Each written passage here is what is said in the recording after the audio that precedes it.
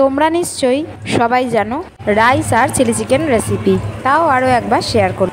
Boneless chicken নিয়েছি, তার সাথে কর্নফ্লাওয়ার, ময়দা, ডিম, soya sauce, chilli sauce, Kashmiri লঙ্কা, আদা রসুন বাটা, নুন দিয়ে ভালো করে মাখিয়ে ম্যারিনেশন করে নিয়েছি। এদিকে ফ্রায়েড রাইস হয়ে গেছে। সমস্ত সবজি ভেজে ভাতের জল ঝরিয়ে ঘি, নুন, চিনি, ভাজা সবজি আর সামান্য গুঁড়ো গরম মশলা মিশিয়ে নেওয়া হয়েছে। চিলি চিকেনের জন্য ম্যারিনেশন করা মাংসগুলো ভেজে নেওয়া হয়েছে। গ্রেভি বানাবার জন্য তেলে পেঁয়াজের cube, tomato cube, capsicum cube, আদা রসুন বাটা, সামান্য পেঁয়াজ বাটা, নুন, চিনি, tomato sauce, red chilli sauce আর সয়া সস দিয়ে ভালো করে কষিয়ে নিয়েছি। সাথে একটু আদা কুচিও দিয়েছি। বলতে ভুলে গেছি, মাংস ভাজার সময় একটু বেকিং পাউডার মিশিয়ে নিয়েছি।